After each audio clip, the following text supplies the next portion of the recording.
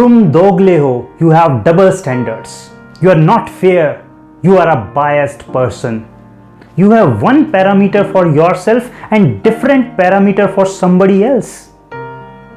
अपने लिए एक मापदंड और दूसरों के लिए कुछ और। ऐसा कैसे हो सकता है? मानते हैं तुम्हारा ब्रेकअप हुआ है, बट इसका मतलब यह नहीं कि तुम्हारे लिए कुछ और मापदंड होंगे और दूसरों के लिए कुछ और। अपना ब्रेकअप हुआ है तो अपने आप को क्रिटिसाइज करे जा रहे हो, अपने आप को कहे जा रहे हो कि सब कुछ मेरी वजह से हुआ है and I am the whole and sole who should be responsible for this. और मेरे साथ कोई लंबे टाइम नहीं टिक सकता, मेरे साथ कोई जिंदगी नहीं बिता सकता। सारी जो मिस्टेक है वो मेरी ही है। Complete mistake is mine. मैं सबकी रिस्पॉन्सिबिलिटी लेता हूं। अपने आप को क्रिटिसाइज पे क्रिटिसाइज करे जाते हो और you are beating yourself to hell. अपने साथ कोई रहमदिली नहीं।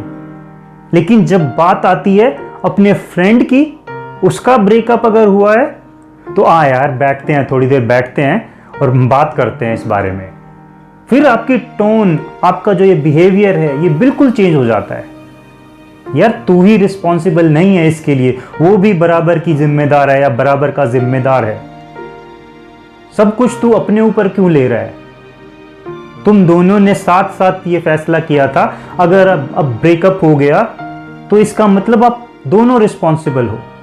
आपके डायलॉग्स एकदम से चेंज हो जाते हैं। आप कहने लग जाते हो कि इस पर्सन के साथ जो तुम नहीं रह पाए ये सिर्फ तुम्हारी प्रॉब्लम नहीं है, ये उसकी भी प्रॉब्लम है। अगर कुछ बुरा हुआ है तो दोनों की वजह से हुआ है। उसे उल्टा ये भी कहोगे कि you are a very nice guy और तुम कुछ बेटर डिजर्व करते हो। अगर वो पर्सन चला गया तो ये उसका नुकसान है, इसमें उसकी कमी है, उसका नुकसान है अगर वो तुम्हें छोड़कर जाता है। You are such a great guy. लेकिन जब अपने पर आती है तो सब कुछ चेंज हो जाता है कि मैं उसके बिना नहीं रह सकता, मैं सब चीज़ों के लिए रिस्पॉन्सिबल हूँ, मैं अब पूरी ज़िंदगी अकेला ही रहूँगा, एटसेट्रा एटसेट्रा। सब कुछ चेंज हो जाता है। भैया ऐसे मापदंड क्यों? अलग अलग मापदंड क्यों? क्यों एक पर्सन के लिए डिफरेंट पैरामीटर, दूसरे पर्सन के लिए दूसरा पैरामीटर? अगर आप एक ही सिचुएशन के लिए दो डिफरेंट पैरामीटर सोचेंगे तो डिप्रेशन और एंजाइटी में जाएंगे कि नहीं जाएंगे? माय डियर फ्रेंड्स, अगर आप में से कोई भी डिप्रेस्ड है कि उसका ब्रेकअप हुआ है तो सबसे पहले अपने आप से बात कीजिए इस तरह से कि जैसे आप अपने फ्रेंड के साथ बात करते अगर उसका ब्रेकअप हुआ होता, और फिर देखिए आप उसको क्या कह रहे होते। क्या सेम वे में आप अपने आप को जैसे बीट कर रहे हो, अपने आप को क्रिटिसाइज कर रहे हो, मार रहे हो, क्या उसके साथ भी आप ऐसा ही करते? क्या आपका बिहेवियर सेम होता? क्या आपकी टोनैलिटी सेम होती? क्या आपकी वर्डिंग सेम होती?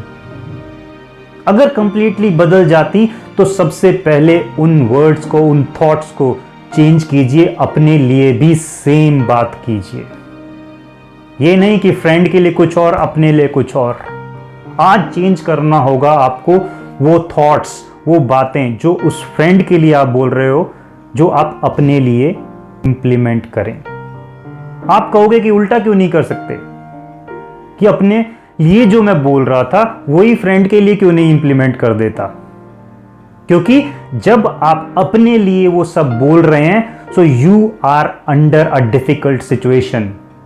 आपका थॉट प्रोसेस है वो बिल्कुल दबा हुआ है उस इवेंट के कारण, and you are not able to take the right decision. आप सही सोच नहीं रख पा रहे हैं उस वक्त, और उस प्रेशर में, उस स्ट्रेस में आप वो सब कह रहे हैं।